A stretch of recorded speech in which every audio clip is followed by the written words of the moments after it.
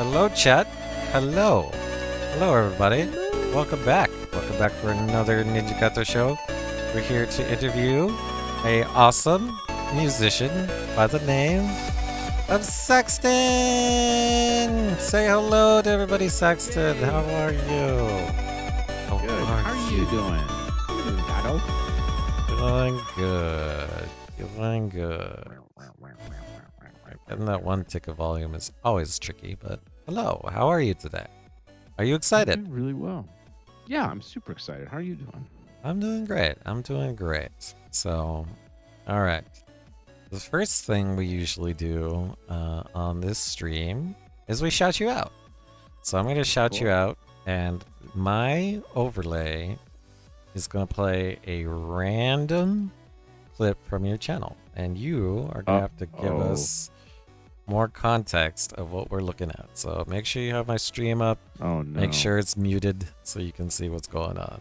So, Yeah, I see you over here on my left, I think. all right, here we go. Here we go. That was a weird bounce. Oh no, with the Rocket League. I can't tell if you were still going for that. Oh, you played Rocket League basketball version. There it is. Yeah. So yeah, I love playing games. I play Rocket League. Oh. I mean, I play a little bit of PUBG right now. I play some cat games too, but yeah, some of my old clips are where I'm pretending to be a pro gamer. Absolutely not by any means a pro gamer. All right, so I'll type in follow this streamer right meow, and then I'm adding a link Right to your meow. channel. There we go. Beppo just woke up from North Star's raid. Welcome back, Beppo. Cool. All right, Yeah. and then enter. Manually unpin the end of stream. Cool. All right. And then the second thing we usually do for an interview stream is we ask the lore behind the name. So, how did you come up with the name S4XTON? Oh my gosh. And I assume it's Oh my gosh. Saxon. I've been calling you Saxon. Yeah, Saxon. Saxton is right. It's a really long story that I won't get into all the details right now. But when I was, like 12 or 13 years old. I'm old. Like this is in the early 90s, and back in the days of like CompuServe and Prodigy, and when AOL was a Macintosh only service. Really? Yeah, there's like the short form of the story is that a friend of mine, Patrick, he ended up flying out to meet with this woman when he was like a kid, like over Thanksgiving. Like their parents agreed for some reason, like in a different state, different time zone. And they were like pen pals, like they wrote each other letters and stuff like that. And like one of their friends, their last name was Saxton, and like he came home with a Spanish test from this person. And like there was also a period of time where I was like trying to figure out, like I wanted an online pseudonym that was like had nothing to do with anything, that was just like neutral.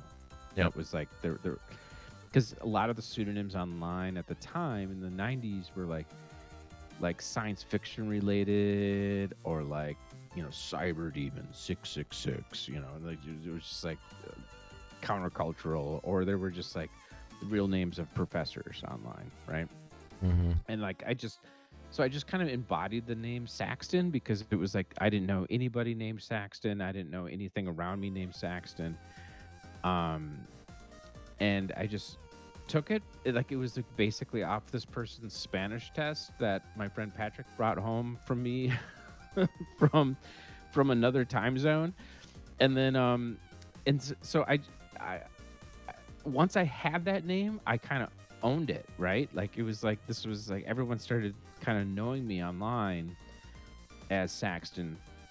And at the time, it was like Saxton with a capital S and like a letter A. It's the second letter. And then I kept trying to get the domain names for it in the late 90s. So Oh like wow, you were Saxon.com or this is Saxon.net or yeah, you were a um, five head. That was like you were thinking ahead of the curve. right. But I couldn't get it because there were like even Yeah, it's got a lot Saxon.org more. was taken. It was like by some family and their last name was Saxon. I'm like, oh, come on.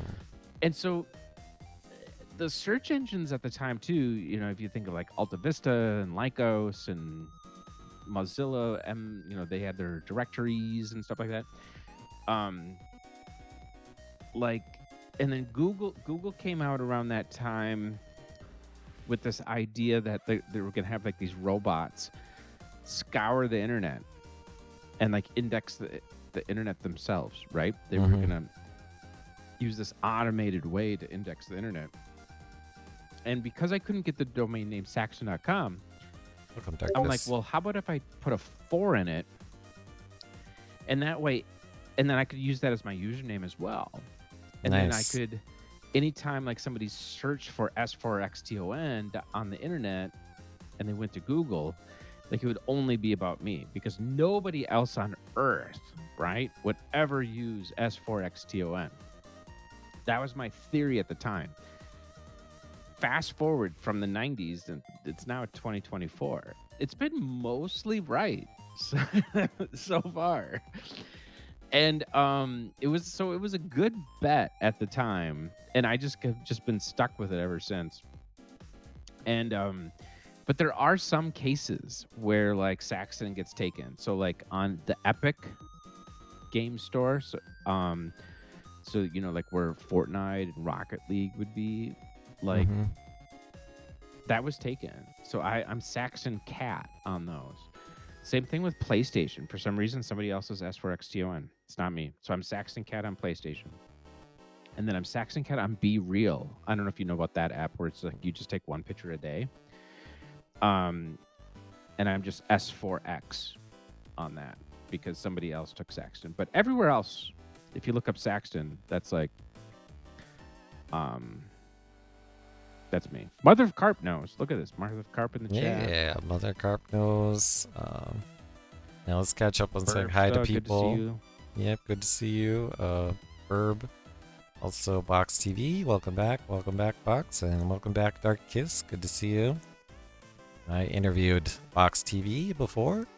That was a good interview. I also probably need to start talking to him about a catch up sometime soon.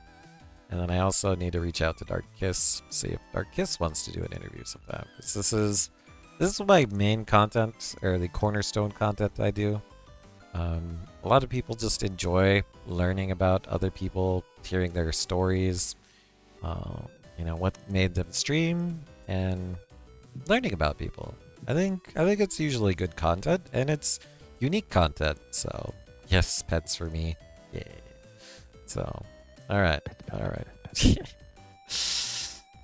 So long story short, it was you thought long and hard about your unique online profile presence and went for Saxton and derived S4XTON, and it's worked out for the most part.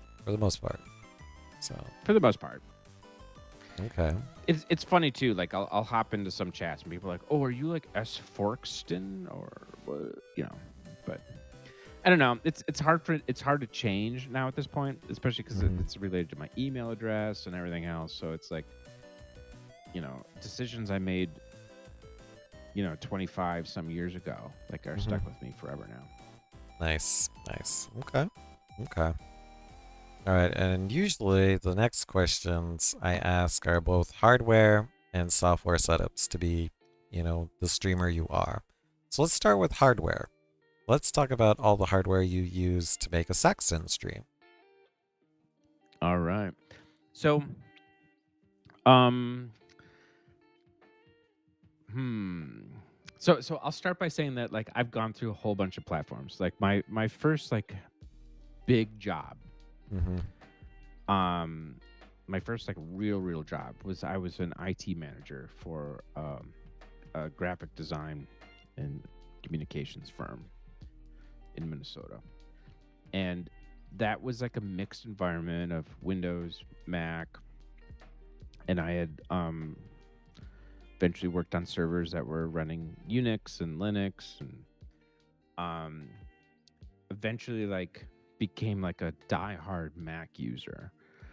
Oh. And I was just loved everything that Apple was doing.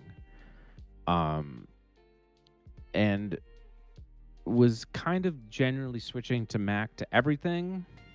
And from that point in the late 90s, on until like just like maybe the end of November of last year, I've always had a Mac, like as a, like kind of my primary like daily driver computer.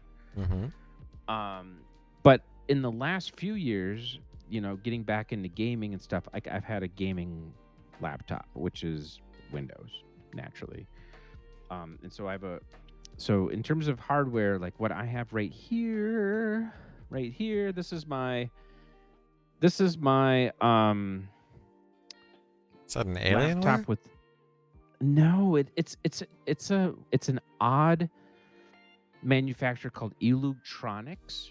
Elutronic gaming laptop. Elutroniix, I think it is, or CKS or something like that.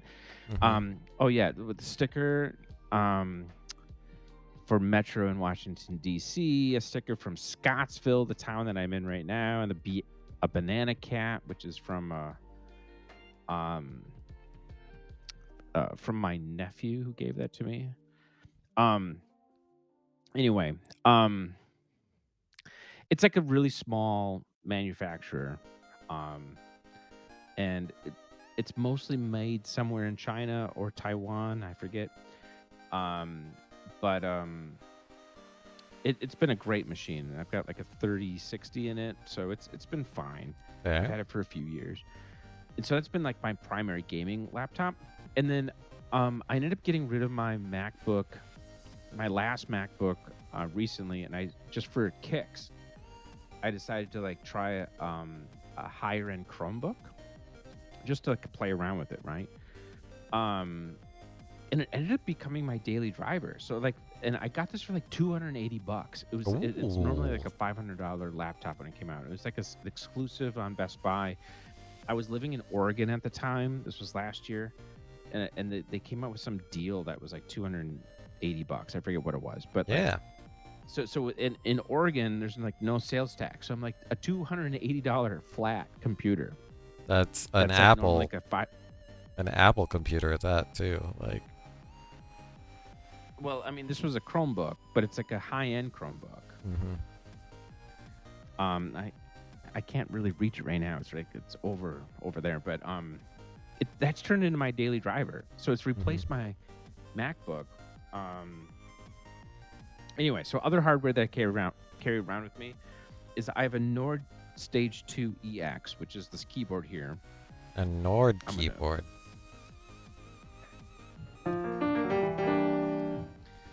And then a RC505 Yep. Mark II, which is my looper and mixer. Yep. The 505. That makes you part of the 505 club. Yep. Yeah. Mm-hmm. So that's what I carry around with me. That's like my main gear. Just made Ninja says Pog. I have a Nord Rack too. Nice. Nice. Nice. Yeah. Okay, so use a gaming laptop. You have a 505 looper, a Yep. Nord Rack 2 keyboard, Or Nord Stage 2, yeah. Nord Stage 2, sorry. And what about that mic we're looking at and your headset? So this is just a Shure. Okay. So I mean, this is like pretty much like, I mean, this is the standard Shure. I forget what it's called. The SM58. SM58. Yeah, sure makes good mics. Yeah, I mean, this is the microphone that defined the emoji. You know, if you do a mic emoji, Or like if you're on mobile and you're in chat right now, you could do the mic emoji, and it's like it's this microphone, Yep. and it's pretty much been the standard for decades. Mm-hmm. The headphones are these are Sony MDR 50 or 7506s. So these are Damn. studio monitors that Yeah, that's like studio quality. Yep. I mean these are the standard, like, and I got these at like a Best Buy like 10 years ago, and they're still good. And they're still, yeah, corded Yeah. for life. The- Is Yeah, the thing I have to replace on them is like the ear, the foam around the the foam. ear. Like you can get whatever the foam. replacement foam. Yep. But otherwise, like these work great. Mhm. They've worked great forever. Yeah. Okay. And your music stuff, like you didn't did you use that for your personal use and just integrate it into your stream? Or did you buy all that for stream? That's a really good question. So I why don't I back up? I'm gonna back up a couple Okay. steps. So I've played the piano and I've played the keyboard since I was very young. And I lived in Minnesota for a very long time and just kind of always had like a piano or a keyboard around. Mm-hmm. But I moved there was a point in time where I moved to Hawaii, and it was supposed Nice. to be for like a 6-month job. It was supposed to be just a brief thing. It turned into a multi-year thing, and then I ended up living in Hawaii for about 5 years. Damn. And so I ended up buying myself like a electric keyboard. It's just for a couple, a few $100. It was a Yamaha, so it was okay. But I was a little frustrated with the quality of it. And I ended up getting a job transfer when I was in Hawaii to DC, Washington, DC. And in that period of time, I ended up selling a lot of my things. Like I had stuff in Minnesota and I had stuff in Hawaii, and like I just ended up just out of convenience getting rid of a lot of things that I had on me that I just felt like I didn't need moving forward. But one of the things I knew that I needed is that to have like a good instrument that I could play, like a good keyboard. And so in doing that research, I realized that Nord is kind of like one of the top tier. Damn. And so I started looking on Craigslist and other local shops. And I found this place in the middle of Maryland, middle of rural Maryland, on Craigslist. This was a pawn shop who was selling this Nord Stage 2 at a price that was like half of retail, but they were advertising it as new. And I was like, no way. So I know, it was like super suspicious. So I took a car up there, looked at it, and it had like the original plastic packaging. What? I know, and like the manuals and the CD-ROM stuff, like that was like in its original stuff, and it was like half the price of retail. I was like, what?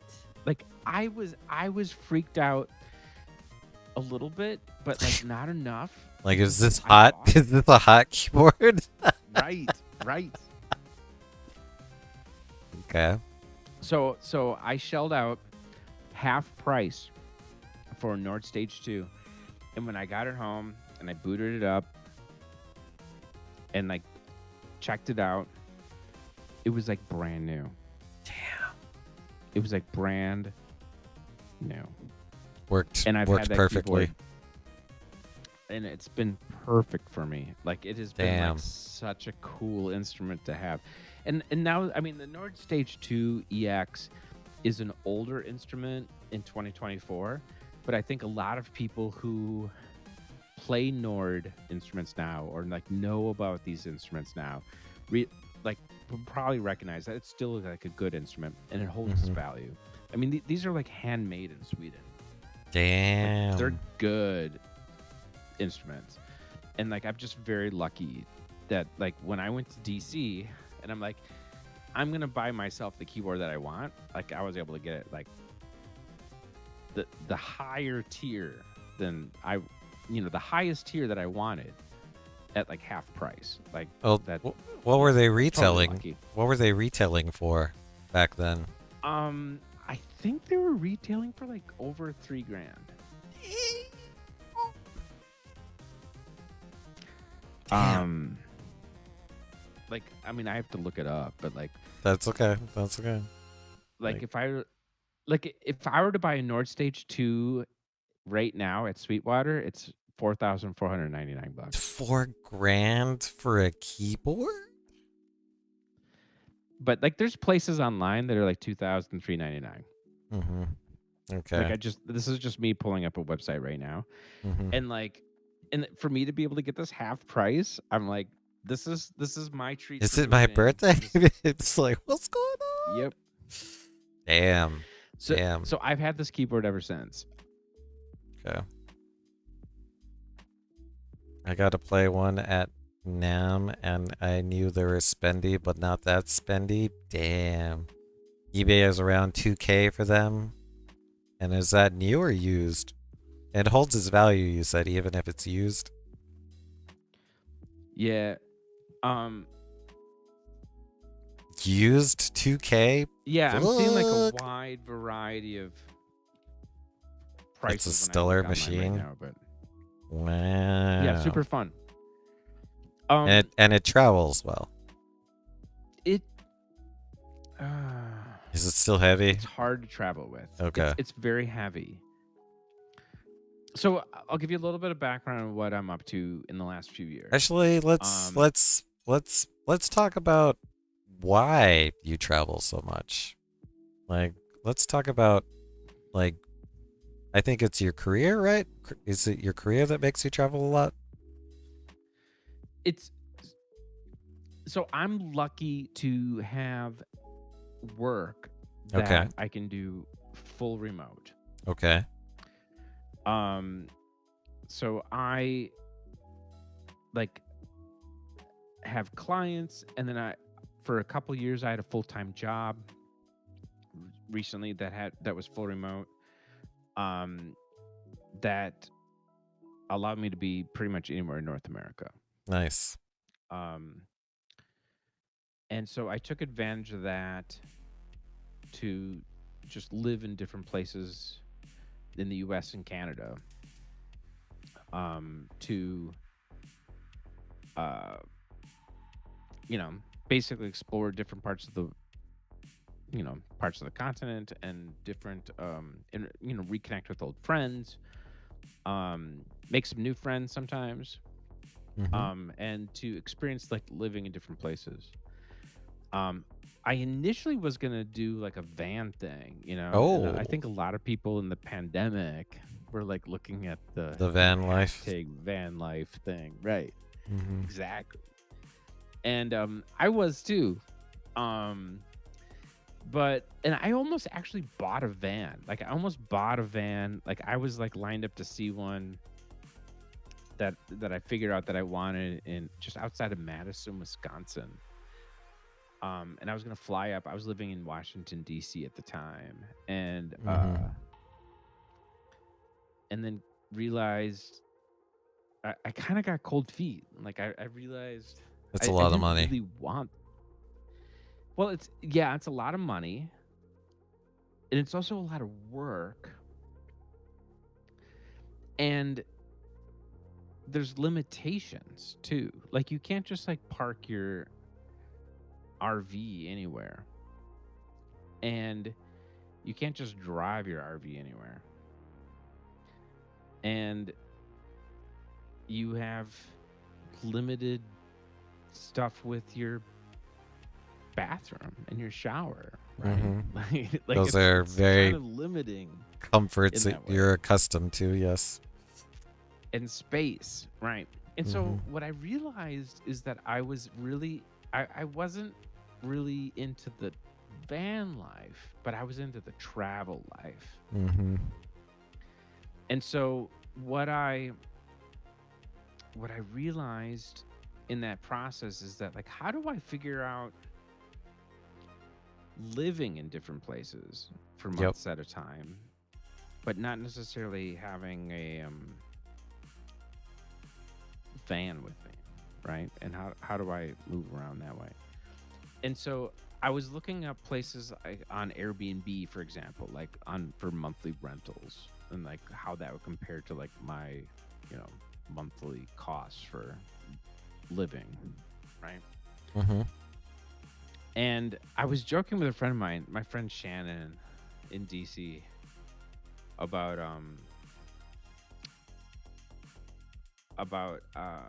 there was this one time I was in Chicago, and I was I was staying at a place via Airbnb, and these cats kept breaking into my room.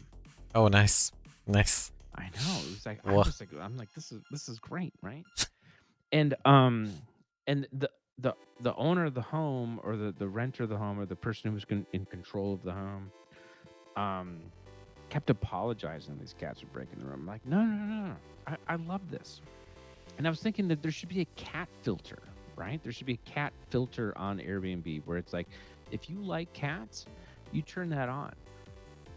And like, if you don't like cats, you turn that off, right? And then I think the homeowners, or the renters who rent out their, or sublease their place to people on Airbnb, would appreciate that, because like you would want to, if you have 2 cats in your home, you would welcome people who love cats versus people who don't. And there's a kind of a self-selection thing there, in addition to the whole idea of that some people are allergic to cats. Mhm. So fast forward, like Airbnb sidebar did add a filter for allergies. Like they did do that for allergies, but it wasn't like for people who really loved cats. Anyway, Oh. so my friend Shannon, she's like, well, have you looked at Trusted House Sitters? And what Trusted House Sitters is like it's a platform where people who leave for extended periods of time, who need people to take care of their homes, and generally also their pets, right? Mm. And sure enough, there's a cat filter on this. So I'm like really experienced and really good with cats. I am not good with dogs. Like I just never have gotten into dogs. I'm not good at taking care of dogs. Dogs and I have like kind of a weird relationship, just the way it is. I'm stellar with cats. And so I'm like, yeah, sure enough, there's a cat filter. So I started looking on Trusted House Sitters for like places that needed people to take care of their cats for long periods of time. So I've been on that platform now for almost 3 years. So I've been going from different places across the United States and Canada, and like taking care of people's homes and taking care of their cats as well. Wow. So like when I was showing you this Revolutions Plus before, Mhm. it's like I'm giving those to cats who I've only known for a few months. Okay, so, and then you mentioned that you do remote work, so you have done a 2-for-1, allowing you to stay and live. You get paid to stay and live at places. You don't get paid? No, so it's like an even trade. Oh, So okay. if you think about, like, there's some cities where if you want somebody to take care of your pets for a day, Mm. it's like $90. Yeah. And if you get an Airbnb for the entire house, it's $90.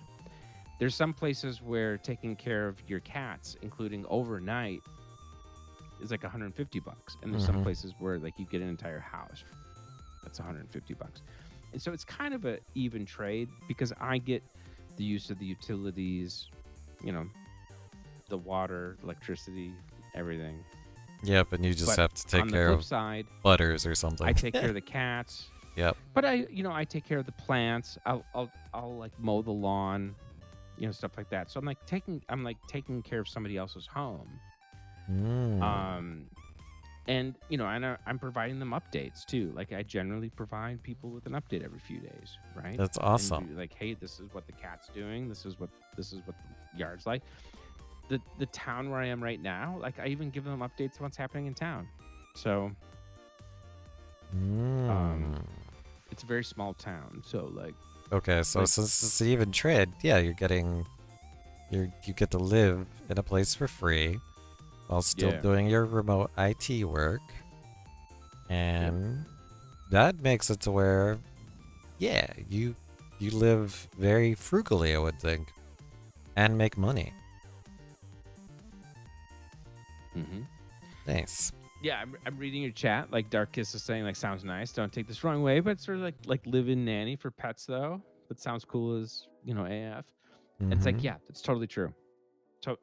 Totally, totally correct. Okay. What are some of the what I'm gonna go off script here, but what are some cool cities you've stayed in or lived in because of Um, this job? gosh. So through this, I spent a lot of time in Portland, Oregon. Spent some time Mm-hmm. in Seattle, Washington. I was staying like maybe 20 kilometers east of Quebec City. Oh, nice. For a few months, which was awesome. I stayed in Halifax, Nova Scotia for a while. I stayed in San Francisco for a few weeks. I've been spending a lot of time in DC, Washington DC, because I spent a number of years there prior to this travel, so I have a lot of connections there who need house sitting. And right now I'm in this small town called Scottsville, which is in south of Charlottesville in Virginia. What? You The went East population, Coast. You went West Coast to East Coast. That's crazy. yeah. So the car that I have, like I've driven it coast to coast, a couple times now. Damn. Um, yeah. So I'm in the middle of kind of nowhere, Virginia right now. Population 550. It's a small 550. town. Yeah, I mean Wow. the town population is like smaller than my high school graduating class.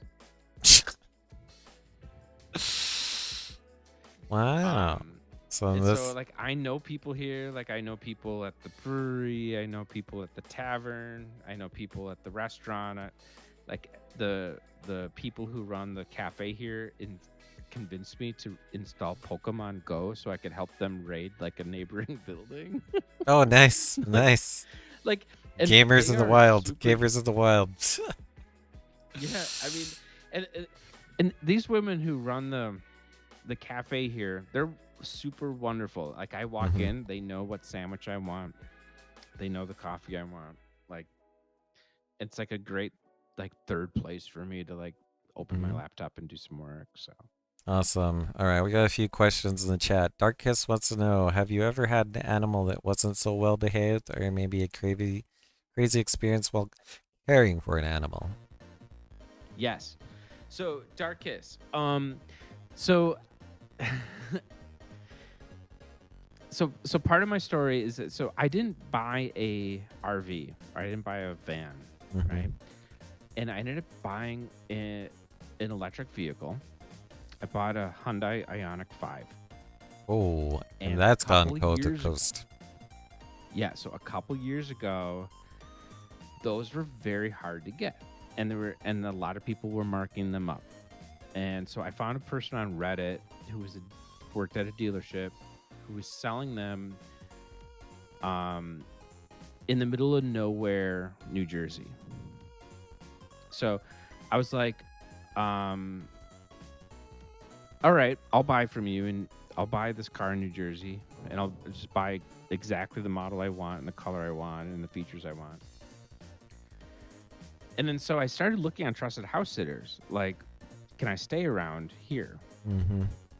And there was like this place in this rural area of New Jersey. And the owners were like, why do you want to stay out here? I'm like, well, I bought a car that's in Flemington. And they're like, oh yeah, it's right down the road. I'm like, yeah, that's why I want to stay there. Anyway, so I get there, and Buster, the cat, who is 19, Buster, Buster, this 19. big black cat, does not like anybody. And so the couple who lives there, very sweet couple. They're very, very nice. They have like a pied a terre in England, and they're both educators, and they had like this exchange program where they were teaching in England, and they fell in love with England many years ago and bought like this flat in Cambridge. So they go out there every summer, and anyway, so I show up, and they're showing me around this house. Um, before they go off to England again. And their daughter, who's about my age, who lives down the street, she's like, "Oh, thank you. Thank you so much for taking care of Buster." And I'm thinking, like, what the hell? Like, you live right down Why? the street and you can't take care of this cat? And she's like, "Yeah, the last time I took care of Buster, like, Buster swatted at me, and my arm, like I swung my arm back so fast, like I dislocated my shoulder." Oh, I'm like, what? What? And apparently the other daughter of this couple, they brought Buster over to their home, and apparently Buster like peed all over their rugs and stuff. yep, he was unhappy. He does what we cats do, which is pee on everything So, to make everything smell like us to comfort ourselves. Yeah. yep. So here comes me. I have to take care of this cat. Okay, so this cat's basically a demon, according to this family. And we became pals. Oh, really? You and Buster? Yeah, we became it took some work. Buster would howl in the middle of the night. Like we were pals. And eventually, like, and Buster did a little bit of protest, a little bit of urinary protest that I was cleaning up. Yep. But we got along, and we became pals, and it worked out in the end. And so like that was like probably the hardest, like to Dark Kiss's question, like that was probably the hardest one we had to deal with. And like it was a little bit bittersweet because after that, I went to Quebec, and so I was outside of Quebec City, and a few days later, I got an email from the couple who lives in the house with Buster's Normal Humans, and they're like, everything's fine, everything's great,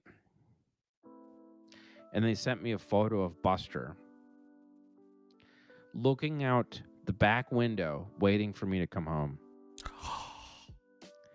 And I'm like in the middle of this tourist area in Quebec City, like almost crying. Like I'm like, oh God. You Like, accepted you, and you left him. I know. I was like so. Oh, I was like so broken up. Like I'm like just. It was hard. Like seeing this, like, oh my gosh, Buster missed me. Wow. So Dark Kiss, that's the my story for you. The craziest story. You befriended a demon, a 19-year-old black void cat. And So fast forward to today. So Buster is still alive today. Buster's He's still alive. 21 years old. He's 21.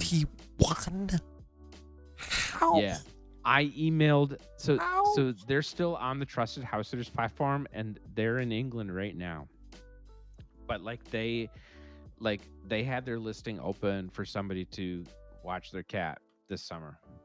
And I couldn't do it because I'm down here. So Okay. And yeah. Chunky wants to know, since you're in the middle of nowhere with 500 some odd people as the city population, what are the grocery options like? The grocery shop. So there's a strip mall that's up on the top of the hill that has a Food Lion. Food Food Lion. Lion is like kind of like a small grocery chain.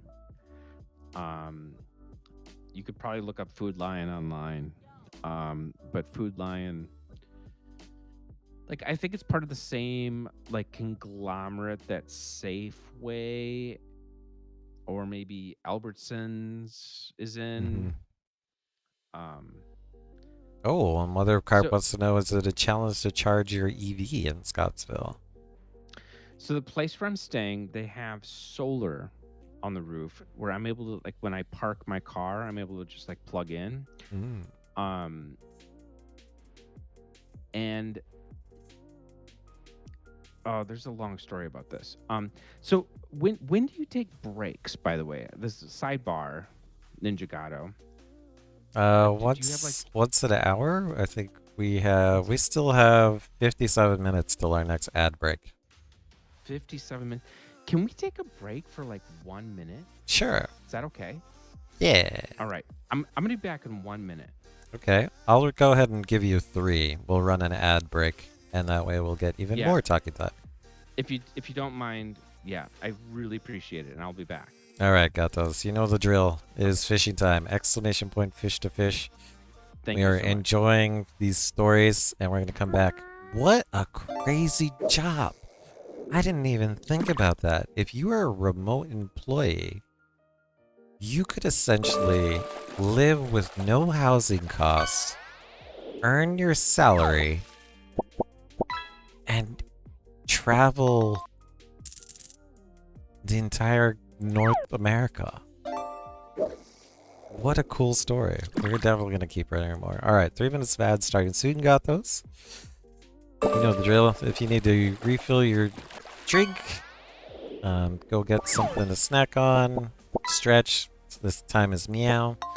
We play a fishing game during these ad breaks, so those of you who are subscribed or have a Twitch Turbo or hearing me right now, we pause the content so that nobody misses out on content. And we can hear more of this interesting story. Man, it's $50 a day to kennel Dogbot. Yeah, you fished out of tape. Who knows what's on that tape? It was $50 a day to kennel Dogbot. I might have to talk to Human Servant about this, because I go with them, but Dogbot stays behind.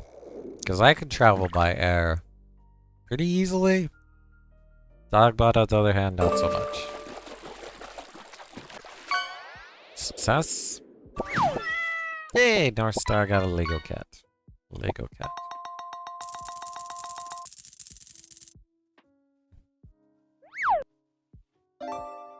Raid Dog casts the line. Let's see what Raid Dog gets. Neat. Yeah, this is pretty neat. Did the cool cats know? I wonder if they knew that this was Saxton's lifestyle.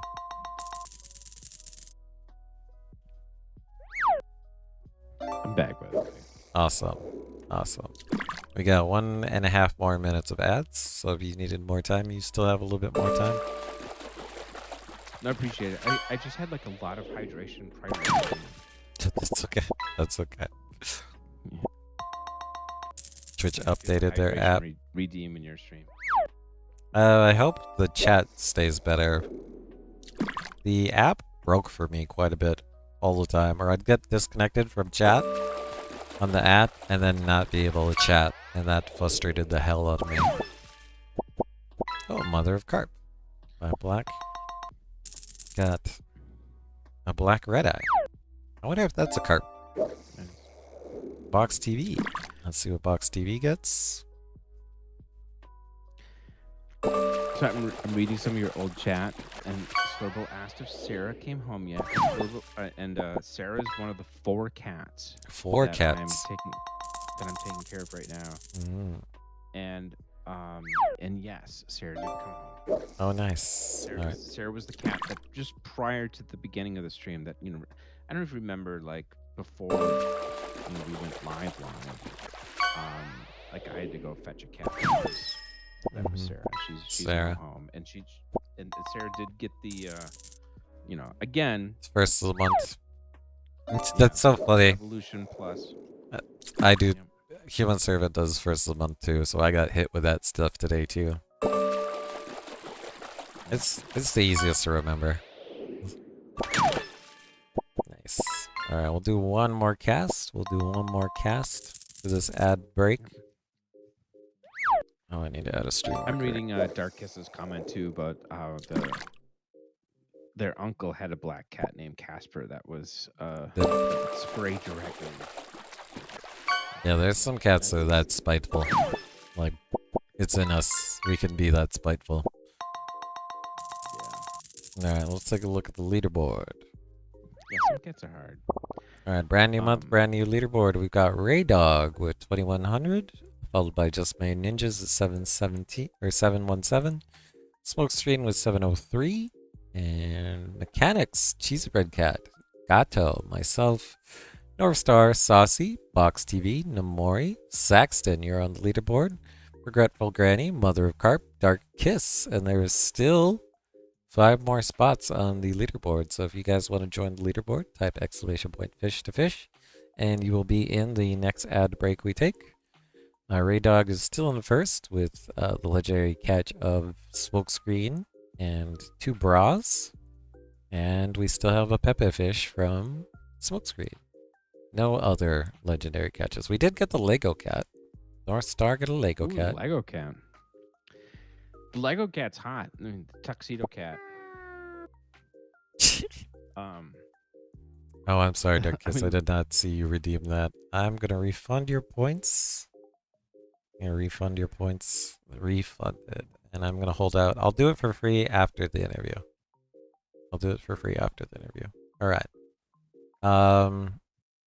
Sag.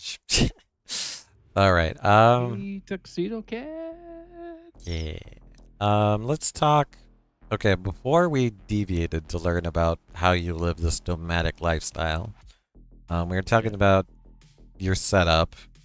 So you, it seems like you lug around your keyboard, which being as good as well built as it is, it handles traveling well. You said it is heavy though.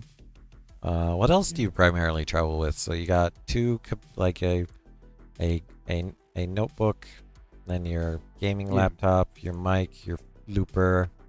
I would imagine you like everything that you can fit in your car. I bet you travel pretty light.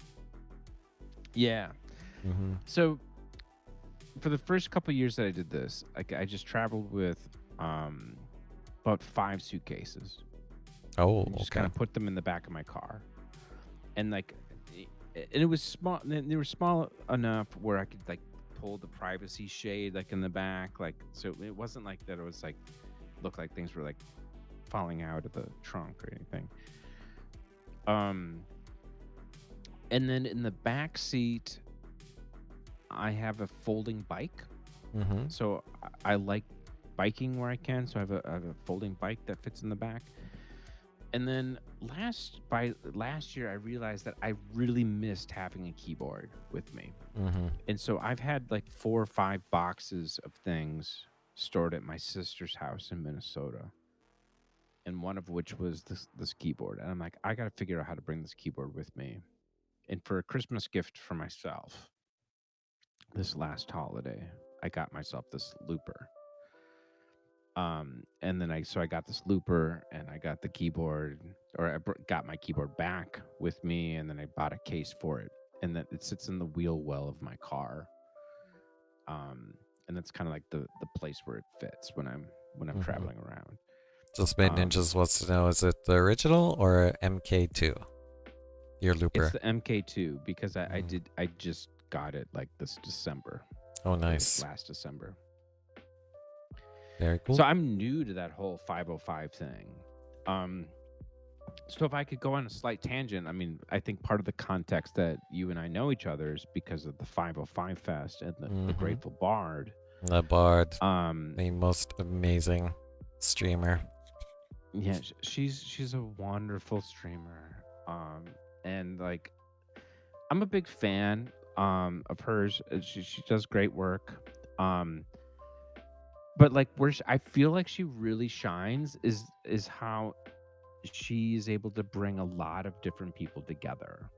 And she's been able to bring a lot of other people who use the RC505 across the world, and to make like kind of like this 505 fest, which she's done I think for 5 years now, 4 years, 4 or 5 years, Mm-hmm. 4 years. Um and and she invited me to be part of it this last year. All right, Or the, you know, I'm gonna shout her out so people can know who yeah. the Graceful Bard is. So if you guys are into music and you want to be part of the 505 Looper Club, this is the head that coordinates that awesome event, the Graceful Bard. Yeah. So she knew that I was dabbling with this and that I had experience with my keyboard. I think she's seen a couple streams that I had done, and she invited me to do like an hour set, because it's a what it is it transpires over a whole weekend, where after an hour you end up raiding into Yeah, it's a whole raid train. the next right. So it's a raid train, if you're familiar with that on Twitch. Like where you just raid into the next streamer, The and they do performer. an hour set, and then it Mhm. goes into the next one.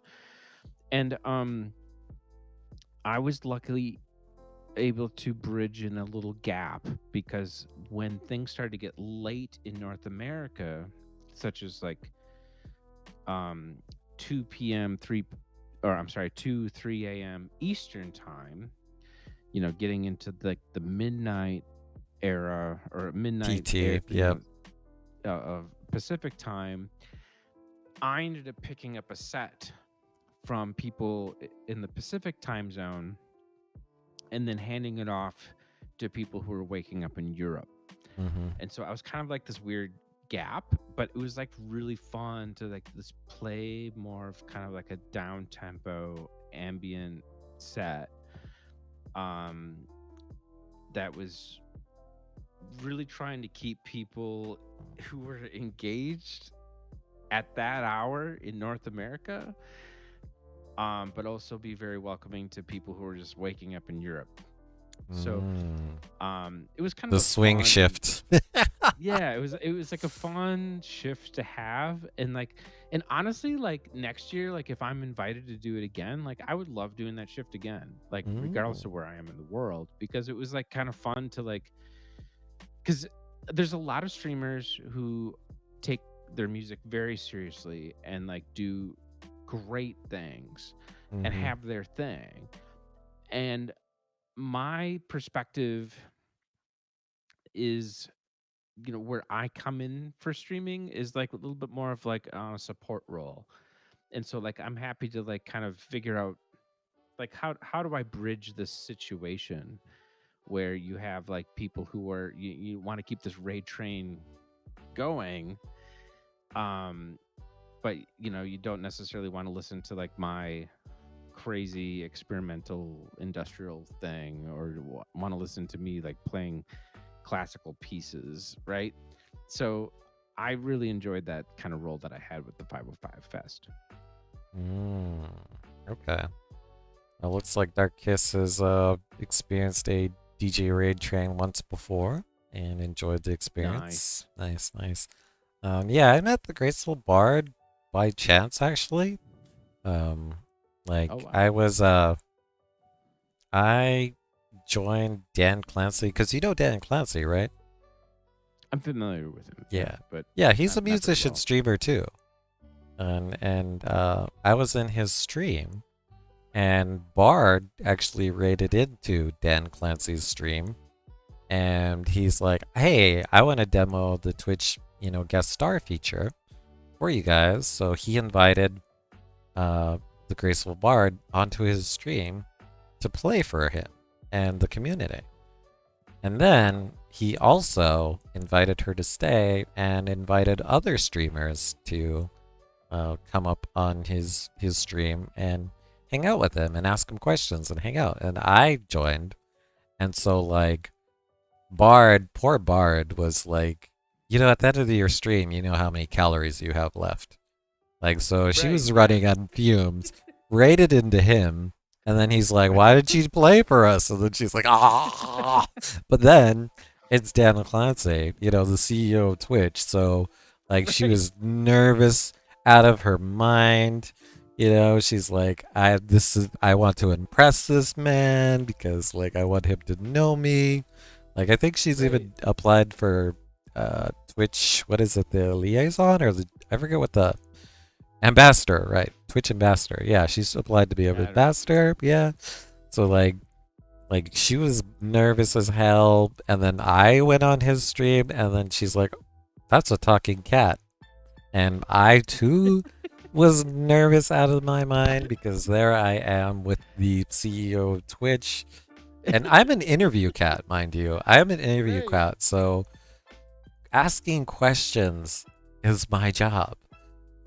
I asked Dan Clancy 0 questions. I was so nervous. I just like I was locked up the entire time. Um so yeah, after that, in hindsight, like both like I followed Bard because I was like, "Oh my god, that was an amazing musician. I want to hear her live." And then she followed me because she was like, "That's a cat that's talking. How cool is that?" You know? Right. So that's how I got to know Bard, and oh, I have the biggest crush on Bard. She's so beautiful. Her loops just make me melt. Anytime she sings my name, I just become a puddle of goo. Like, she's an incredible entertainer, and I really enjoy her, and I have interviewed her. And that's probably how Yeah. you got connected with me. I might have fallen onto your recommended because Bard has collabed with me before. So maybe that's how you found me. I wonder. Um, but yes, I Yeah. am a simp. So I think it might have been. Are you on the 505 Discord? No, I've never been on any of That's a that. secret Discord. Nobody Yep. knows about it. Wink, wink. Yeah, I don't know where it happened, but like, I mean, I love turning up in people's streams and just kind of finding what's going on. And so, like, if you're in the Graceful Bards like universe, like, Mhm. that's probably how I. Turned Yeah, up, I'm so. pretty sure I've probably fell on your recommended because of my connection with Bard, and then you're obviously cat dude, so the algo Oh, already knows you're about cats. They're like, hey, how about this cat streamer? And then oh yeah. boom. So, yeah, cool, awesome. Yes, and I found Dark Kiss. I actually found Dark Kiss on Kick. So you Oh, were wow. live on Kick if you didn't know that. You were live on Kick. You were live on Twitter. I'm usually live on YouTube, but right now I'm in YouTube jail, so I cannot go live on YouTube. So, interesting story.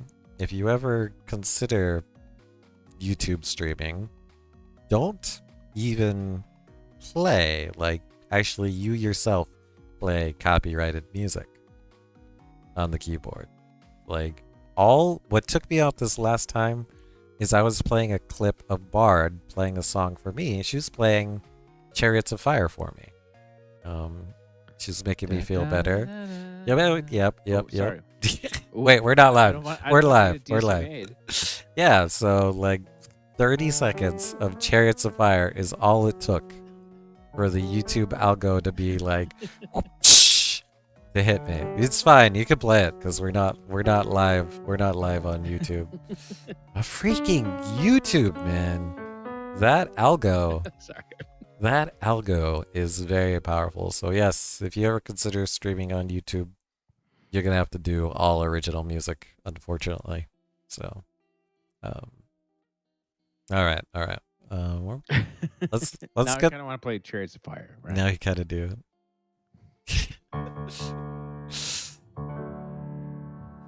All right.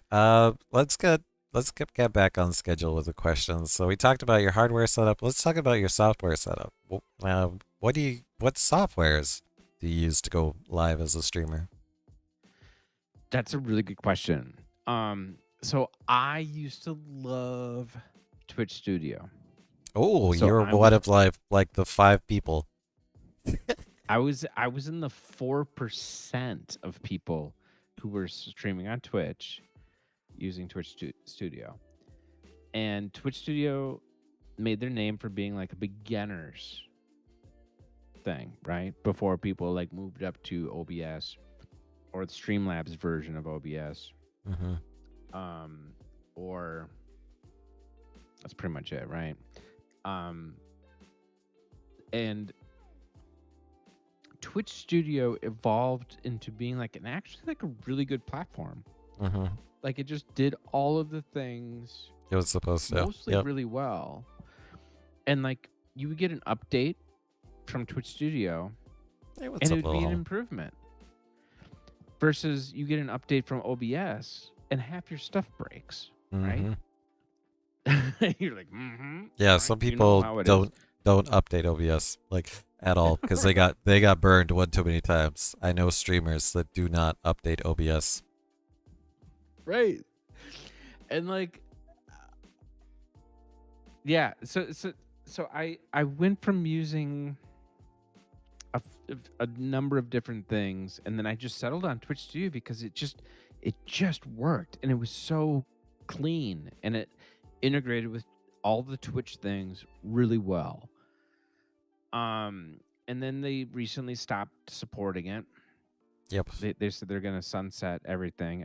I don't remember if the end date was going to be like end of July or end of August, but like, so I've just recently gotten back into OBS. Mm-hmm. So from a software perspective, like I have OBS. That's like it. I mean, like I'm running, I mean, this laptop is running Windows 11 and OBS. That's And all. That's all you need. that's it. Like I don't like part of it, I think part of it might be like my background in IT and my perspective on information technology at the time from the late 90s through like 2010 is when it was like my main IT career. Mm-hmm. And I really strive to keep things as KISS method. simple as possible. Yep.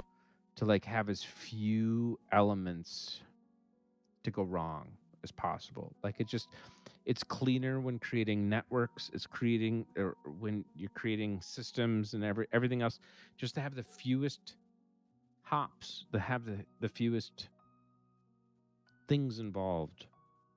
And that mentality for me has extended well outside of IT, but like it still extends to me today. Like I just like every time like I even think about installing software on a computer or on a phone, I think this is just more variables to go wrong. Yep. And 100%. like and so like yeah, I just use OBS straight. Like the webcam I have, it has software, but I did not install it. Good. Like Fuck it. let's just see what happens if I do not install You don't need no the bloatware. webcam software and just use it straight. Mm-hmm. I see Box TV in the chat saying OBS is as simple and as powerful as it gets. I think that comment is true. Yes. Like I think that it OBS does a really good job at trying to handle everything in its most basic form.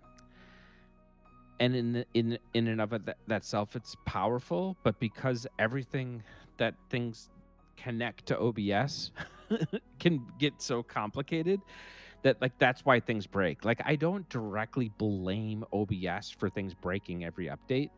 Like I just blame the fact that the infrastructure that OBS tries to handle is so complex that things are going to break if you update it. Mm-hmm. OBS is great for what it can handle.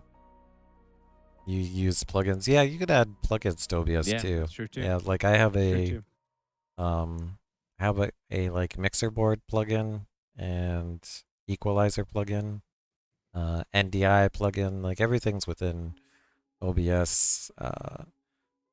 OBS itself definitely breaks more often than the plugins. Yeah, some plugins were written once, like they're already like 10 plus years old and they still work just fine. Yeah. And we're doing good, Lil Hollow. We are interviewing Saxton today, another music streamer. Yeah. Lil Hollow is also a music streamer. that I've interviewed Awesome. before, and also a VTuber. So, and then on your Sweet. topic of simplicity, I know a VTuber DJ streamer who has like a full 3D motion capture suit and also actually mixes with the turntable type of things. And like I was just amazed when he walked us through his setup, his hardware and software setup. I have never seen so many loops in the chain or so many links in the chain. It takes him half an hour to an hour to get his stream up. And yes, because stuff breaks all the time. So I don't envy him, but if you Yeah. haven't checked out, let me shout him out. Actually, you should follow this so you can see how insane this DJ is. The channel is Endeavor TV. So check this guy out, Saxon. Yeah, I'll definitely follow them right now. Like they have a Right meow. right meow. He's got a 3D environment and Unreal Engine similar to me. Like I'm a cat in Unreal Engine. But it's a DJ stage, DJ platform. All of that is live connected to the lights and turntables that they have in, their broadcast studio. Like, it is the most insane setup that I've ever seen and the most complex. And I don't Cool. envy them when it comes to the tech issues. So, yeah. All right. All right, Cool. so we've covered your hardware and your software. Let me ask you this. How did you get started streaming on Twitch? Like, what made you take the plunge? Oh my gosh, that's a good question. So, I've been dabbling on and off with streaming for a very, very, very long time, Oh, and so the first time I had like a live stream was in the late '90s, and it was visual only. There was no audio. And it was using one of those Do you remember those Logitech cameras? Sorry if you're not as nearly as old as I am, but there was a Logitech camera that was like a ball that had like a little thing that it sat in. It was like a ball, and like it had like a little. cradle it I sat think in. I've seen like emotes of webcams, and it looks like a ball on top of a pyramid type of thing. Yeah. So I had one of those, and it was like it was USB, so it was pretty fast in my Mhm. opinion. And you could stream it with some specific software as a progress. It was like I think it was called a progressive JPEG. Okay. And so you could open up a web page, and it would be just like, I don't know, by like 320 by 240. I forget what the dimensions were, but it was very Mhm. small resolution at the time. Mm-hmm. And like the browser would just keep loading the image. Like it was like not really like a traditional video stream, and it was more like a traditional It looked like a flip book. image loading in a browser, where like each frame would just keep loading, and you would start loading the next frame. You'd start loading the current frame when the past frame was finished loading. So you just keep loading. So sometimes it would be like 3 frames per second, sometimes it'd be 1 frame per second, sometimes it would be faster or slower depending on your connection speed as well as my connection speed, Okay. which was, I would be serving off of a DSL line at the time. Mm-hmm. And so like that's where like I kind of started streaming. So like I had a live cam of my living room in my like one of my first apartments in St. Paul, Minnesota, where you could just tune in and just like see what was going on in my living room. And then I installed one at work, and I had a little bit faster connection there. And then I kind of like just dropped out of the whole streaming world for a while. So you were just a live IRL streamer. at those times, and it was video Yeah, I only. was like an IRL streamer. And I remember meeting other IRL streamers. And so I don't Okay. know if you know iJustine, Mm, Justine Ezrek. mm-mm. She's a big YouTuber now. So like if you Okay. search like iJustine, like the top 100,000 links are about her.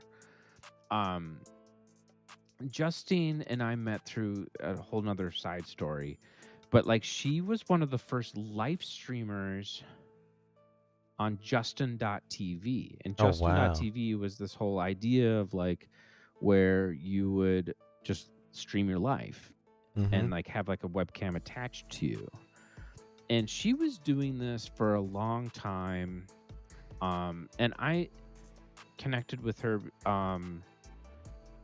in a couple different times, but one of which is when she was in Minneapolis to buy the first iPhone when it came out. And she was live streaming then. And that's like a tangent, and it kind of re-engaged my interest in this whole thing. But the whole live streaming thing kind of morphed, and as you might know, and as many other people know too, is that like Justin TV morphed into what's now called Twitch. Yep. It turned into a gaming platform instead of a live Mhm. streaming platform. And I was always kind of like, well, this is not really for me, What it right? was about. Yeah, what it started out as. Yep. So how I got into it's so I see Carp in there's like I remember I just so Justine and I still keep in touch. Like it's so it's funny like 'cause if sometimes she'll stream on Twitch and I show up in her chat and she'll be like, "Oh, hey, how are you doing, Aaron?" Like using my real name. Mhm. Like she's like one of the few Twitch streamers that will use my real name because we knew each other like well before Twitch was a thing. Um and Justine, she hasn't streamed on Twitch in a long time, I don't think. It's been many months, I think. Nonetheless, I digress. sh- Yeah, Yeah. Box TV said it was a war, the transition from IRL to gaming. And then people thought Yeah. it was like a smooth thing. No, like it became, you got banned for not doing gaming content. Yeah, I missed out on that drama. Mm-hmm. So fast forward to like 2017. Like I didn't have a gaming console at the time. Like I go in and out of having like going in and out of gaming, and like when I was I lived in Hawaii for a while, and like I had a PS3, and like eventually just like sold everything. I was just like I have to get rid of all of this. I'm like too addicted to gaming. I need to stop, and I did. Anyway, that was in the early 2010s. Fast forward to 2017, I get into a bicycle crash. Like I crashed Ooh. by myself. There wasn't like a car or anything else involved. Like I flipped over my bike on a hill. I hit a bump, broke my clavicle, had to get Ooh. surgery. Ouch. And so I'm like stuck. Like I'm in a sling, and like I'm out of work. I don't know what to do You're bored. for weeks, right? This was the same time that the Nintendo Switch came out. So I'm like, oh, I'm gonna get one of these, and you can't just like go to Best Buy and buy a Switch at the time because they didn't make enough at the They time. limited the supply. Yep. The demand, right? Whether it was intentional or not, I don't know, but like, yeah.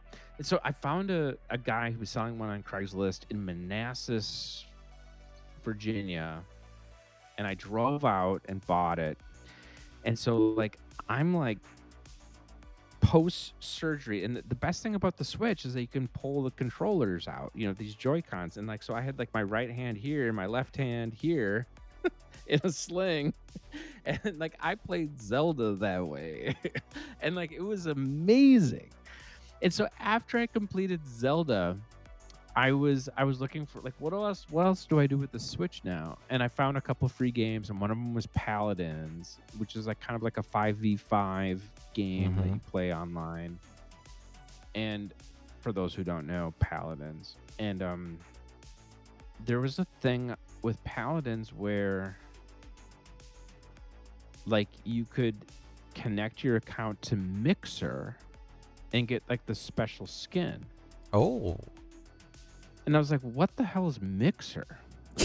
rip Mixer. So so so that's how I found out about Mixer. And this was post Beam for Mixer hardcore people, like remember Beam. But like Mhm. I didn't know about Beam, and so I joined Mixer and then like started connecting and playing with people who were playing Paladins on Mixer. Mhm. And then I ended up meeting somebody. Um, her online name is LT Bear, and she worked with a friend of mine.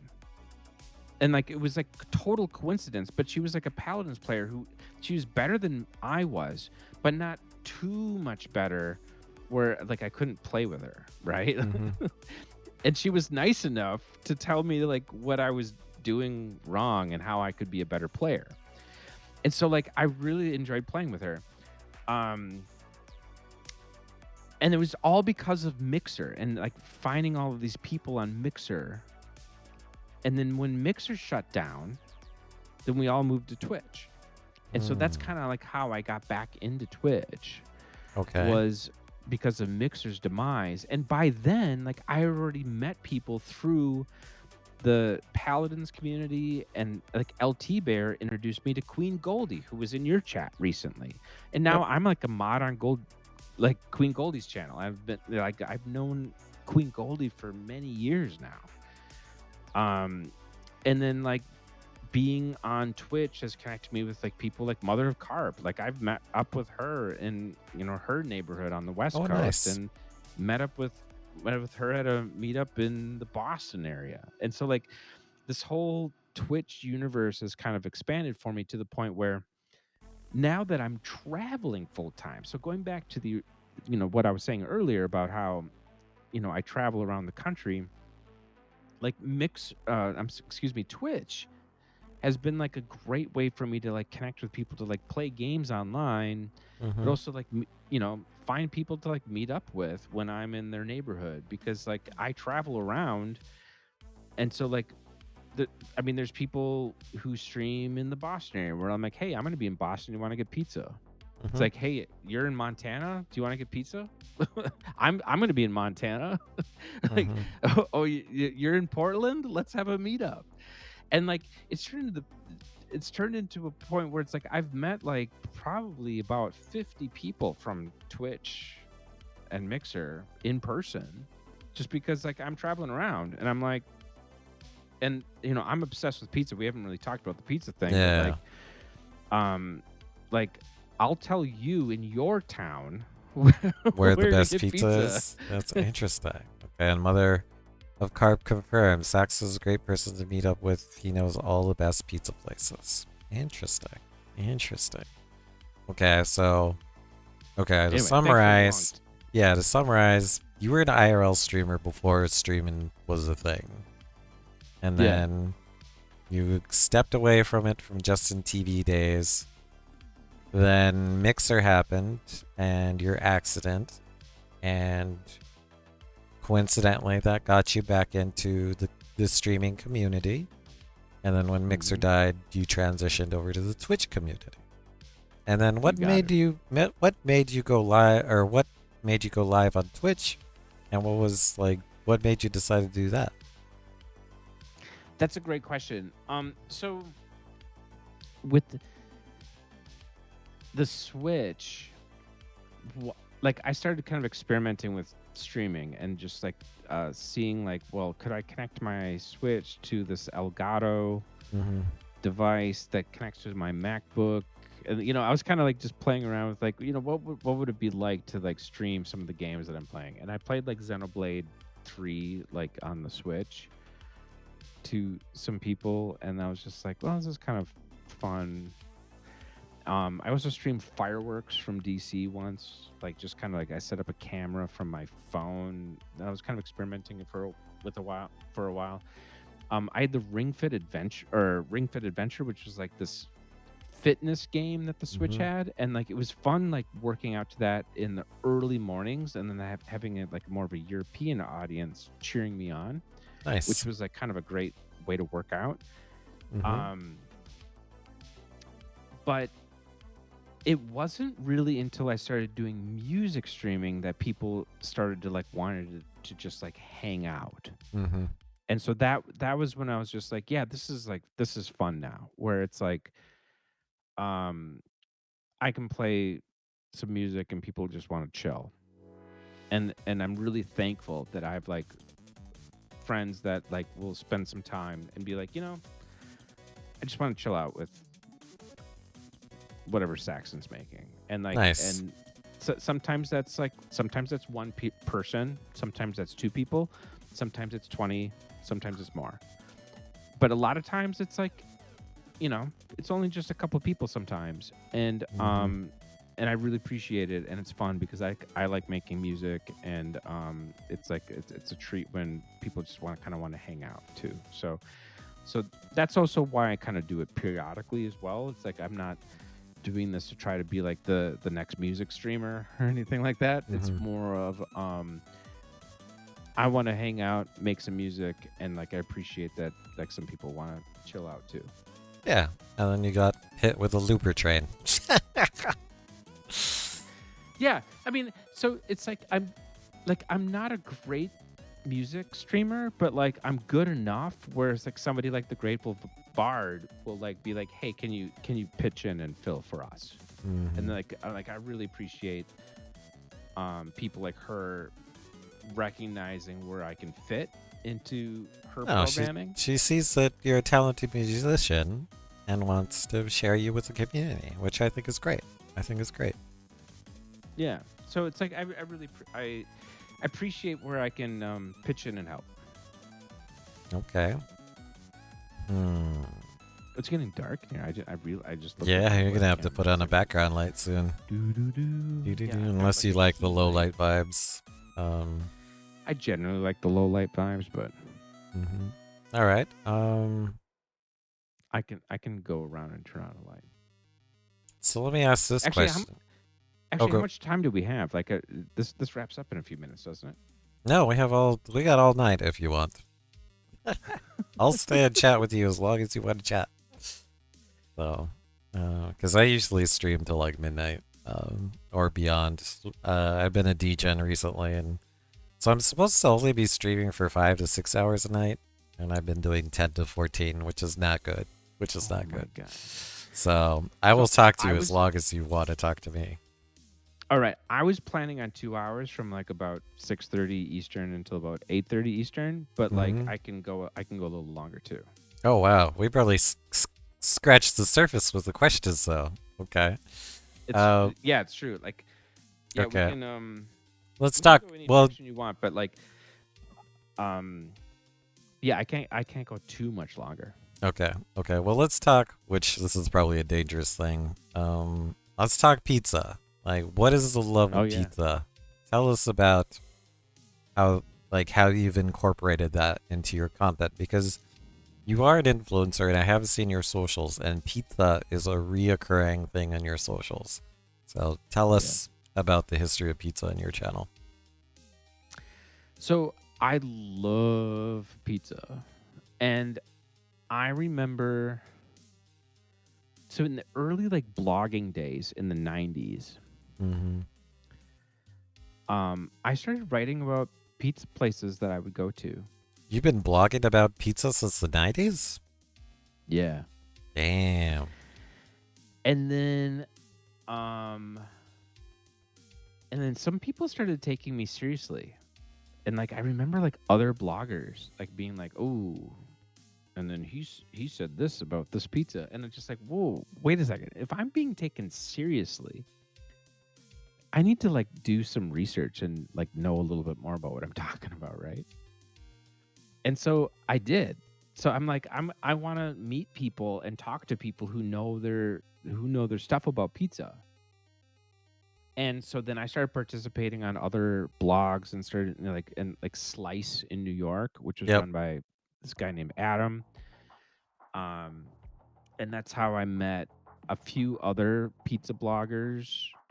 That's how I met like this cupcake blogger, Rachel, Mm-hmm. and like started like realizing this whole ecosystem of people who just writing about what's going on Mm-hmm. and different pizzerias that are happening and what because there's a lot of stuff that was like at the time kind of not part of regular media or mainstream media at the time. Mm-hmm. Um, and so I started diving into it hard and started writing about more pizzas and kind of like starting to understand like where these people were getting their influences or where these people were getting their recipes and what places were really kind of higher tier and which places said they were higher tier but really weren't. And this was like one of my first trips to New York City was basically like a pizza tour. Like it was Oh, like nice. a week of just doing pizza, like for lunch and dinner Now, every day. was that everything from dollar pizza to the expensive pizza? Yeah, like it was just like it was from slice shops to fancy places and um I mean gosh that was so long ago. Um and it just escalated into a point where I ended up writing like the best of feature for pizza for my local alt weekly Oh, nice. to writing about like the whole gamut of Minnesota pizza for Serious Eats. And just getting different writing gigs like that, talking about pizza. And then as kind of a sidebar, I ended up starting an online food magazine with a writer, a more respected writer about food, Mm-hmm. called The Heavy Table, and we launched that in 2009. And Wow. it's evolved into a newsletter now, and I'm no longer part of it. Like I sold my side of that business years ago. It wasn't much, but like it was just it's just better off like kind of him as an independent thing right now. Mm-hmm. And so which is still kicking today in 2024. Um but the pizza thing like led me to like I need to go to Naples, Italy. Like I Oh, need to go wow. to Tokyo. Like I need to go to these places in France. I need to go to these places in England. Like and like so I've traveled the world on pizza, which is also partially what brought me back to the Pacific Northwest Mm. last year, and specifically Portland, because Portland is one of the best pizza cities in the world. Oh, Um, I okay. would say it is. I would say it's in the top three, and Naples and New York probably being 1 and 2, depending on your perspective. Mm-hmm. And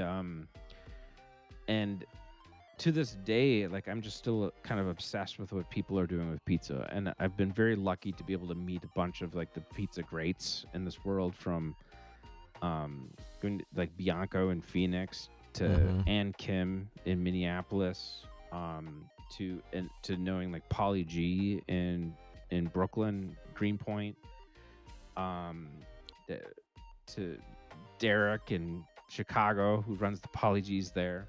Mm-hmm. Um, All right. Well, there's so and like there's like so many people that are just doing some fantastic things with dough and pizza and like bringing it to the next level, that like it just being part of that ecosystem and like going out and trying those places and talking to people, like it's been like a kind of an exciting thing for me to be able to like um share that with people now. So like now, like people like will come to me and like, hey, I'm in this town, where should I go? And I'll be like, Mm-hmm. this is that's the pizzeria, and say hi to them for me. All right. Let's take 2 questions really quick here and try to keep it brief since I know we only got like another half hour with you. Um, Pineapple on pizza. What's your opinion? Pizza So aficionado. the pineapple on pizza can be done really well. It's like if you just take like bad pineapple and it's a bad pizza and bad dough or bad sauce. Like you can have like it's bad, but like Mhm. there's sweetness in pineapple that can be balanced with other ingredients well. Mhm. So it's not really like about like for me the question is not really like yes or no pineapple yes or no. It's more of like can you Balance it. incorporate it into your pizza well or not. Mhm. And my favorite example is a pizza called the Hawaii Pie O at Pizzeria Lola in Minneapolis, and Okay. it was created by chef Ann Kim, who is a James Beard award-winning pizzaiolo. Like she's amazing. She's been featured on Netflix's Chef's Table. Mhm. There's a whole episode on her now. But like her first pizza restaurant was Pizzeria Lola, and she made this Hawaii Pie-O pizza that had pineapple and Mhm. this bacon, and the mix that she used um with the proportions and the flavors is just it's absolutely stellar. Like it's just one of the best. It is, I would say, it is probably the best pineapple pizza I've ever had in my life, Oh, nice. and it's at Pizzeria Lola in Minneapolis. Awesome. And yeah, so it's like, but there's I've also had like people like just will like order from like a chain restaurant and get Mhm. like pineapple and pepperoni, and then like It's awful. that's Yep. it. And it's just like, wow, this is like crap. This is like because this is like bad pepperoni and it's bad pineapple and crappy sauce and Yep. cheap crust, and and it's really bad, and because pineapple can be really jarring if it's not paired well. All So right. Speaking of bad pizza, let's take another question they had. Worst pizza and then best pizza that comes to mind. So let's start so with the worst. the worst pizza. um so I'm in Scottsville, Virginia right now. And I apologize to anyone living in Scottsville. But like there's a gas station down the road. They pride themselves as having the like one of the best pizza around, and it is just like it's pretty much garbage. Like I Oh. got it takeout, and this cheese just kind of runs off, and the dough is like really cheap. Um there's yeah, so It's a gas station pizza, yeah. it is technically, but There there's there also is exceptions. There's some good gas station pizzas out there. there are some very good gas station pizzas out there. Um Places where the ingredients fall apart, like where you pick up a slice and everything just falls into pieces, like that's bad for me. Mhm. Like that's, and there are unfortunately a lot of those places. Yep. And It's it's more like about cost and than anything. Yep. yeah, if you're using cheap ingredients or don't know how to make dough. So if I were to say one more thing about the cheap pizza thing, is that like if you're not focusing on your dough, if you're not focusing on your crust, like that's a huge red flag. Like if Mhm. it's all about like, oh, I'll just, use whatever and I'm gonna use these ingredients. Like a pop can dough or something. Yeah, it's just not gonna fly. Like because Mhm. most of the best pizza makers out there started with making bread Mhm. or making bagels or making other types of bread things. Like that's where the best pizza maker, like a lot of the best pizza makers come from. If Mhm. they don't go full in first, like trying to make the best pizza crust. Mhm. Because if you approach it from an ingredients first, like The bread is the harder star. to Yeah. be great. The dough is the star. Yeah. Okay. And then best pizza. Go. Best pizza. Pizzeria Bianco in Phoenix. Phoenix, Arizona. Polly G's in Greenpoint, Brooklyn. Brooklyn. Polly Um, G's. y- Young Joni in Minneapolis. Minneapolis. Um, You said you've been to DC. DC pizza, go. best DC pizza, I would say Menamali's at the top. Or Minimalists. near the top. It's a good Neapolitan style, but like even above that is Stellina. Their Stellina. cacio e pepe pizza is one of the best pizzas in the whole region. There's like a little known place that opened in March called Alfreda. It's in DuPont. It's on P Street. Mm-hmm. And they're making this amazing dough, this amazing crust. That's like really just crisp, but also very soft. It's chewy, but it isn't too hard. It's like sweet, but it's not too sweet. It's not too sour. It's not too salty. It's like a good mix of all of those things. Okay. Boston. and Go it's- Boston. Go. Boston, I would say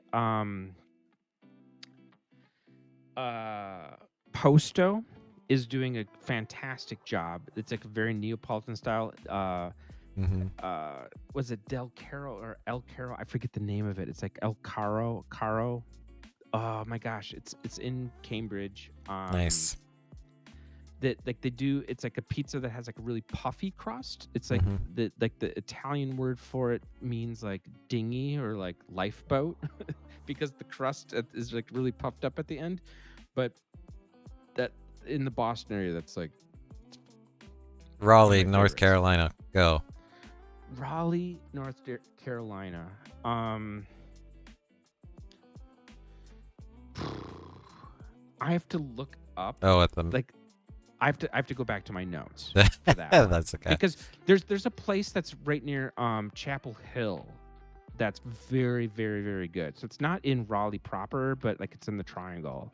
And I just don't remember the name of it offhand. I had it about a year and a half ago. That was Okay. really good. Portland. Name Go. of the city. Portland. Portland, Oregon. So I would say it's between two. Lovely's 50/50 is the woman who runs Lovely's 50/50 is phenomenal, and she is very experimental with ingredients. Like she'll put like flowers and odd mushrooms on pizza because of the different flavor profiles that they provide paired with other ingredients, and she does it like on a really good crust. And then the other one is Ken's Artisan Pizza, and Ken's Artisan he started as a baker, and like Ken's Artisan Pizza is like he just has like this dough that is just borderline perfect. Like it was just recently rated by these Italian judges as like number 3 in the world. Oh. Like it was I'm sorry, number 3 in the United States. But like it was, but it also ranks in the world. But like it's Ken's Artisan would be my second choice in Portland, Oregon. Wow. All right. Any other cities, chat, that you want to get this guy's brain when we have it on the line? Oh my gosh, this is coming from chat. Maybe. Maybe. I'll do one more city to see if maybe they'll come up with one. What about Philadelphia? Philadelphia would be Pizzeria Badia. So Badia, the guy behind Badia, he would do like something like only about like 30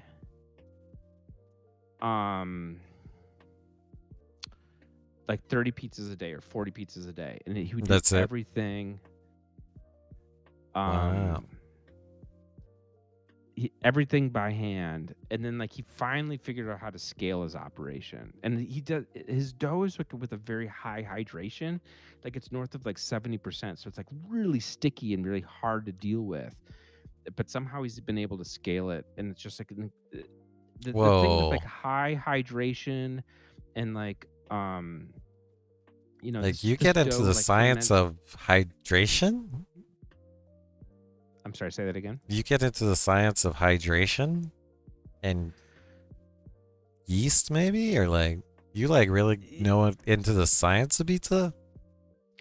Yeah, so So he ferments his dough, I think like 72 hours. And Mm. like with a hydration of like about 70%. So it's really wet and it's like out for a while. So it allows the yeast to like pull out a lot of the different flavors. And it's of course it's like a lot more risky when you have like pizza chains can't really do that because it's hard to scale that. Mm-hmm. Um and you'll just end up with a lot of different errors and different types of flavors. Like you're not going to be consistent. But like somehow in Pizzeria Badia has been able to create a bunch of consistency with like a high hydration and a long fermentation with their dough in Philly. Like that. So Mm. yeah, Pizzeria Badia. I see in your chat Williamsburg. Williamsburg? I don't know Are if you that's talking a. about Williamsburg, like the neighborhood Williamsburg? Um, because like Williamsburg, like if you're talking about the neighborhood in Brooklyn, like I would say La Industrie. La Industrie is probably like the best. Like Mm. it's a fantastic slice shop. But if you're talking about Williamsburg, Virginia, like I don't know. Mm. I have but if you're in Williamsburg, Virginia, I would go to Pizza Bones in Richmond. The woman who does Pizza Bones in Richmond, she's like a rising star, and she's fantastic. Mm. Okay. Gotta travel a little bit, but it's worth it. It's worth it. Okay. Hmm. Okay. All right. Mellow Mushroom, Mellow Mushroom is great. Like Mellow Mushroom is like around a lot of college towns and like in Adams Morgan, DC. Mellow Mushroom, yeah, they just have kind of a good. They have like a pretty good crust. That they're playful with ingredients. Like Mellow Mushroom, anywhere in the country, I think is good. Okay. Awesome. All right. Since we've only got 15 more minutes with you, do you mind warming up that keyboard and giving Oh yeah, us a let me little? turn on a light if you Yeah. don't mind. Sure. It's gotten dark, so I'll be right back. But yeah. We're gonna get him to play for us, Gatos. So you guys could sample the music of this genius. Yeah, he's slowly fading away into the darkness.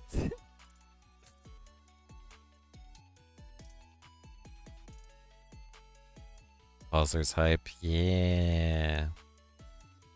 He's got a super, super fancy keyboard. Because, I mean, there's a period of time where you could get like a cheap ass keyboard for 99 bucks, but I'm sure it won't last long and it won't travel well. He's got a fancy, fancy keyboard.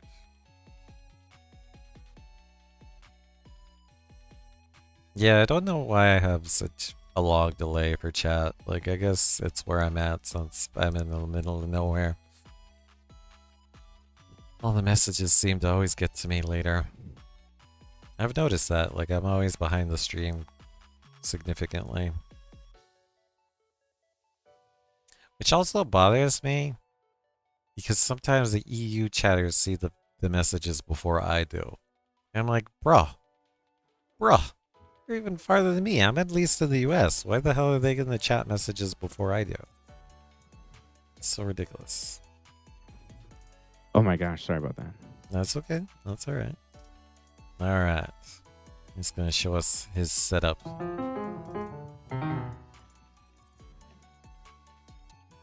So yeah, you wanted to see the Let me get out of the keyboard. way. What would you like me to play something in particular, or Whatever you feel like. Like, if you want to freestyle, let me turn off my background music. 1 second here. Alright. Gatos So I don't- and Cool Cats. This is Sexton demoing his awesome music capabilities. Let's go. So I don't have anything prepared, but a lot of times what I do is like I'll think about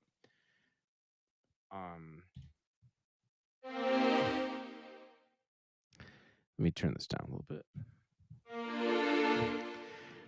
I don't know. Like I'll just feel something, and then I'll throw like a beat on it, and then I'll just kind of loop along with it. So I honestly like wish I could tell you that I had a lot of stuff prepared, but like a lot No, of it is just kind of comes out of my head. So yeah, like you just this is freestyle. we're just gonna get what we get here, and I think I'm gonna play with some strings for a little bit, and then I'll come up with some just basic pattern on that, put a beat on it, and then build on that, All and right, then we'll check in 5 minutes later. I'm gonna manifest into you pizzas and cats. Pizzas and cats.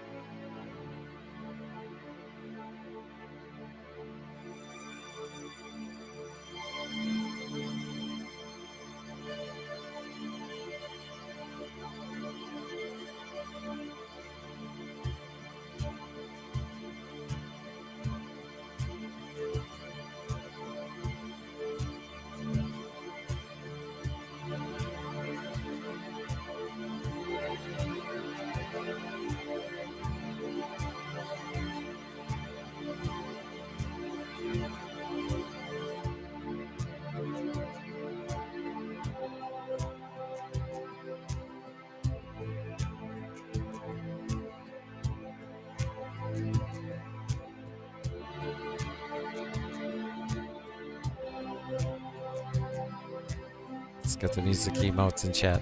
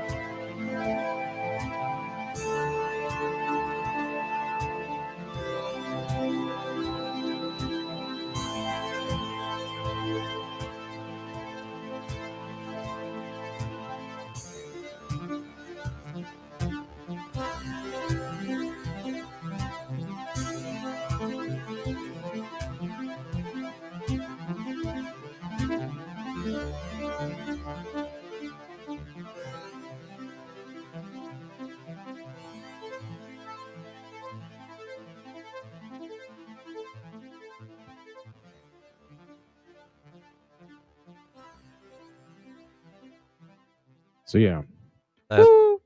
awesome. Let's That's get kind of claps. Let's get the claps in the chat. that's kind of Claps the in the stuff that chat. I like jamming around with. Yeah, It just started out kind of freestyle. sloppy that time. Like I was kind of like a little bit lost, but like I'm kind of out of practice too. So, That's but okay. thanks for hanging out with me, and No, that was amazing. I mean, it's kind of appreciate all the dancing in the chat. Like appreciate that. I'm always amazed that you freestylers, like, it just flows out of you.